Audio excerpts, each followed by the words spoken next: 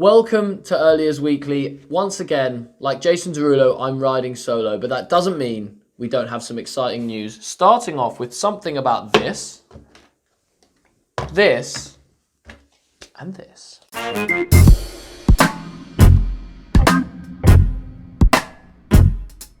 Welcome to Early Years Weekly number 9. Now we've got loads to jam in this week, so I'm going to rush into the first topic, which is an update on the EYFS and the ELGs, which is explain why I've got these weird props here, because as we know, one of the most controversial reforms about the ELGs is that we're getting rid of shape, space, and measure.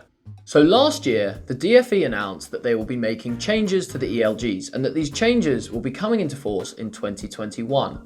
Now this week we heard for the first time back from the schools who were involved in the pilot of this, and they had some interesting things to say. Now one of the most controversial changes is that we're getting rid of the shape, space and measure, which is one of the things that's kind of most concrete about the maths that children are learning at this age. The other main thing is that the literacy goals are going up from 2 to 3 ELGs in total that are being assessed.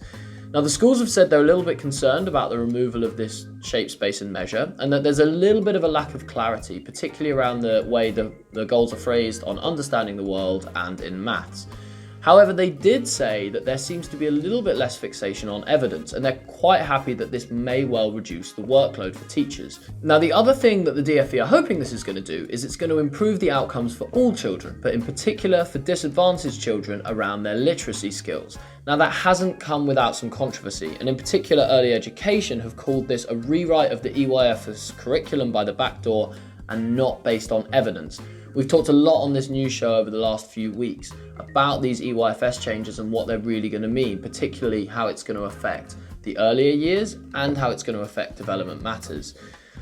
I've been doing a lot of work over the last few weeks speaking to the experts about this. I've been on the phone with Nancy Stewart, with Sue Cowley, and I've heard from Sue Allingham as well, and we've been talking about what these changes really mean. Over the next couple of weeks, we're going to be bringing out that big article all about their thoughts. But just to share some of those ideas that I've heard already, is that there's definitely a concern that this is being done the wrong way around. That we're starting at the top and we're going down to the bottom. And that these changes to the ELGs may end up affecting the way our practice works at 4-year-olds and at 3-year-olds and so on. And we really don't want to be expecting children to do things that they aren't ready to do yet. In particular, they're concerned about this removal of the shape, space and measure because it's one of the concrete things about maths in the early years. It's not a changeover purely to more numerical ideas. It's a problem because that's kind of quite lofty and airy and it's hard for younger children to grasp. That's why it's so important that you need to do as much reading and understanding as you can on what these proposed changes are, because the DfE have just announced their consultation on this. It'll be open until the end of January, and it's your chance to have your say about these changes that are going to massively affect your practice. As I've spoken to a few people and they've said we cannot rely just on the Early Years Alliance and the NDNA and PACE to do these big reviews in this consultation progress. They need to hear from you, and so make sure you go on and give your answers to the questions they're asking before the end of January. Now, story number 2 is finally and hopefully some positive news about the 30 hours. The Information Commissioner has ruled in favour of the Early Years Alliance over their Freedom of Information request that has asked government to release the official figures around how they've calculated the funding rate for the 30 hours.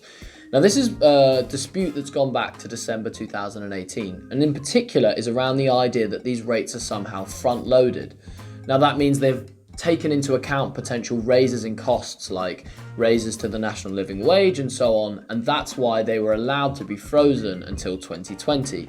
This is a big win for the Early Years Alliance, who've been fighting this now, as I said, since December 2018, and it means that by November the 14th, we're actually finally going to have some understanding of how these funding rates have been calculated, and it could be the kicking off point to some exciting campaigning around making sure that the government are held accountable for what we know are insufficient rates.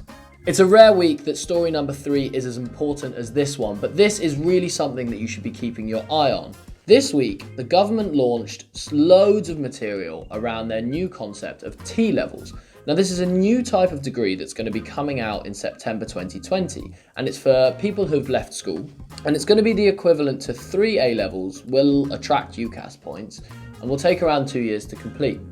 Now they're planning on introducing a bunch of different T-levels, but one of the first ones that they will be introducing from September 2020 is in education and in the early years specifically. It's going to be a mixture of classroom and in-work education, and it will meet the early years educator criteria, which means that people with a T-level will be allowed to count in your level 3 ratios.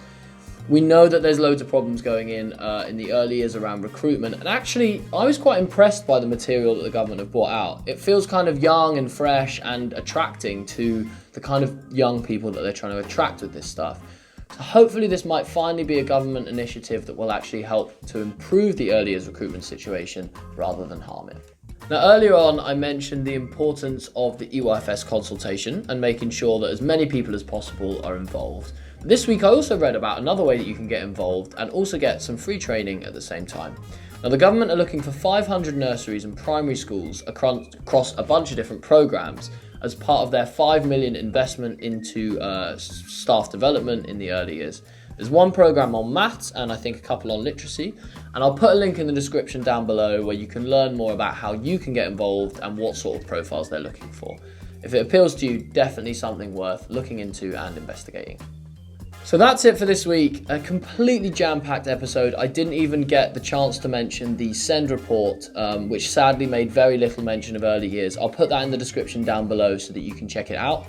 I got a very excited message this week from Tony, the guy behind the camera, saying that we got our 200th subscriber. So it's super exciting to see that we're really building a bit of a community here. I also need to say thank you to our Director of Engineering, who lent me this on the promise that he would get a shout out in the video, so thank you very much, Christian. We will be back next week, hopefully with Ruby. She's been busy training one of our wonderful new customer success agents who started yesterday. And as ever, if you like what you see, don't forget to like, comment, subscribe, tell your friends, parents, grandparents, whoever you can, and we'll see you next week.